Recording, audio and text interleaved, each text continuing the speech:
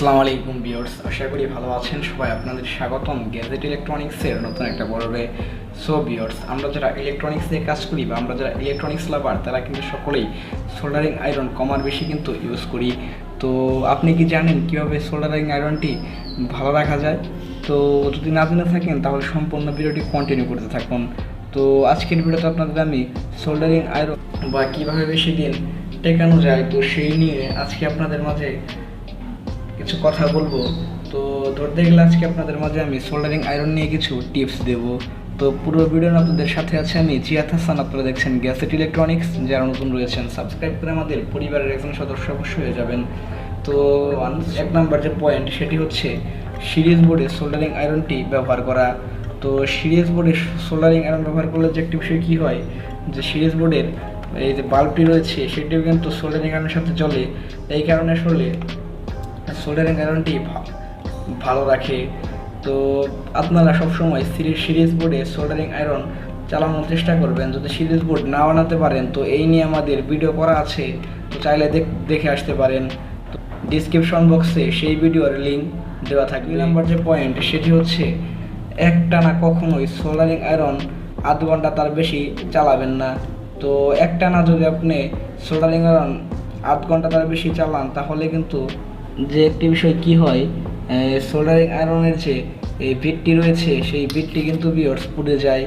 তো দেখতে পাচ্ছেন সোল্ডারিং আয়রন আমরা বেশি ব্যবহার করার কারণে কিন্তু বিটটি কিন্তু কালো হয়ে গিয়েছে বা কিন্তু পুড়ে গিয়েছে। শুধু এই সোল্ডারিং আয়রনের বিট না, এই তাতা সোল্ডারিং আয়রনের যে কয়েল রয়েছে সেই কয়েলটিও কিন্তু পুড়ে যায়। তো মনে রাখতে হবে সোল্ডারিং আয়রন একটানা আধ ঘন্টা তার বেশি চালানো যাবে না।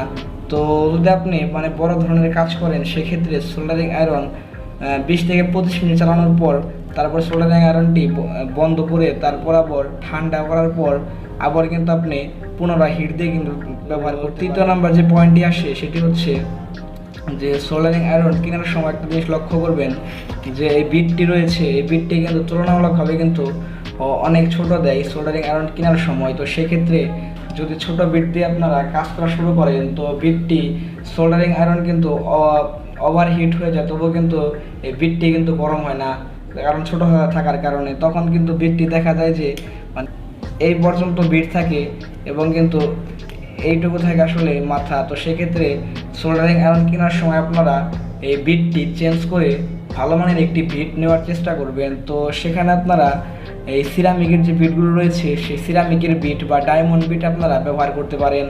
তো এই বিটগুলোর দাম আসলে খুব কম, মার্কেটে কিন্তু অ্যাভেলেবল কিন্তু কিনতে পাওয়া যায়। তো সেই বিটটি আপনারা চাইলে ব্যবহার করে নিতে পারেন। তো আমাদের এটি আসে সেটি হলো এই সোল্ডারিং আয়রন ভালো রাখার জন্য ভালো মানের লিড ব্যবহার করা। তো ভালো মানের লিড ব্যবহার করলে একটি বিষয় কী হয় যে সোল্ডারিং আয়রন কম সময়ে কি ঝালাই হয়ে যায়। তো তাড়াতাড়ি আপনার কাজটি হয়ে গেলে কিন্তু তাড়াতাড়ি সোল্ডারিং আয়রন বন্ধ করে ফেলেন। সেই কারণে কিন্তু সোল্ডারিং আয়রনটি ভালো থাকার কিন্তু একটি চান্স বা ভালো থাকে। সোল্ডারিং আয়রনে ভালো মানের রং ব্যবহার করার উদ্দেশ্য হলো যে সোল্ডারিং আয়রন দিয়ে যখন ঝালাই করি তখন কিন্তু ঝালাই কম সময় লাগে, সেক্ষেত্রে কিন্তু আরও সময় বেঁচে যায় এবং সোল্ডারিং আয়রনটি ওভারহিট থেকে বেঁচে যায়। তো এই কারণে কিন্তু সোল্ডারিং আয়রন যে পয়েন্ট সেটি হচ্ছে পেস্ট ব্যবহার করা। তো সোল্ডারিং পেস্ট ব্যবহার করলে একটি বিষয় কী হয়, যখন সোল্ডারিং আয়রনের পেস্ট ব্যবহার করেন তখন কিন্তু এই সোল্ডারিং আয়রনের বিটটি রয়েছে যে এটি সাদা থাকে। তো আপনারা কিন্তু সোল্ডারিং আয়রন পেস্ট এর পরিবর্তে আপনারা কিন্তু রচন ব্যবহার করেন, তো সেটি একদমই করা উচিত না।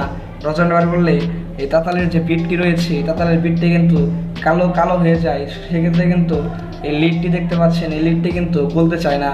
তো রচনের তুলনায় আপনারা এখানে সোল্ডারিং আয়রনের পেস্ট ব্যবহার করবেন। তো সোল্ডারিং পেস্ট কিন্তু ব্যবহার করা খুব ভালো হয়।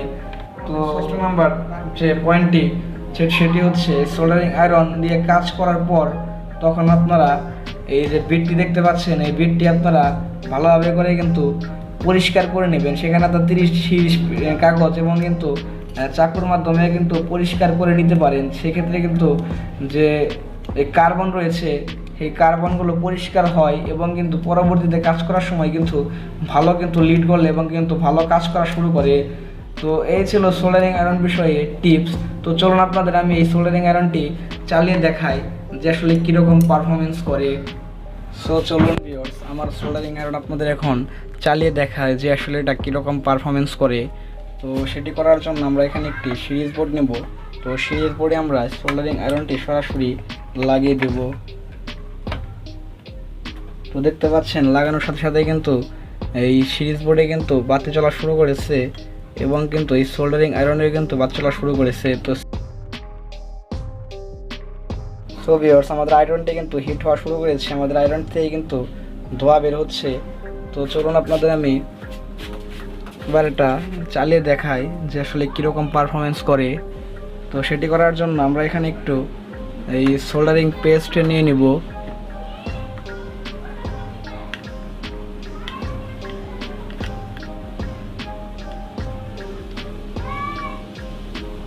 তো দেখতে পাচ্ছেন আমরা কিন্তু এখানে সোল্ডারিং পেস্ট নিয়ে নিলাম।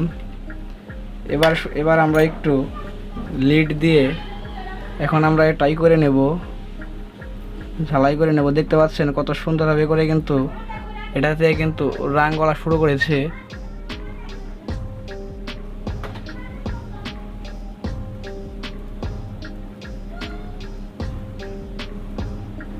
দেখতে পাচ্ছেন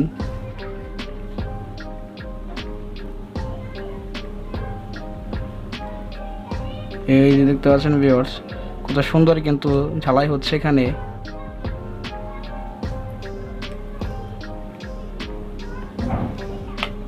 সো ভিউয়ার্স, আমরা এখানে যে বিটটি ইউজ করতেছি সেটি কিন্তু ভিউয়ার্স সিরামিকের একটি বিট, চাইলে কিন্তু আপনারা ব্যবহার করতে পারেন। তো দেখতে পাচ্ছেন আইসিগুলো কিন্তু সুন্দরভাবে করে কিন্তু ঝালাই হচ্ছে। এই বিটটির দাম ভিউয়ার্স মাত্র 60 টাকা। 60 টাকাতে আপনারা কিন্তু সহজেই কিনতে পারবেন।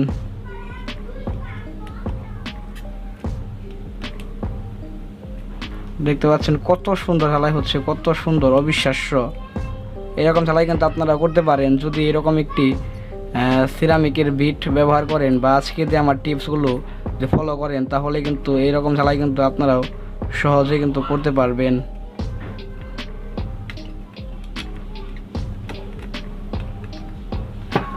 দেখতে পাচ্ছেন চমৎকার কিন্তু।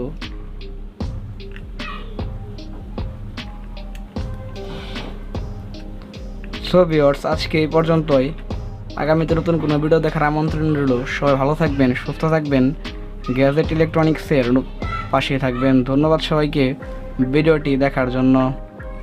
আসসালামু আলাইকুম।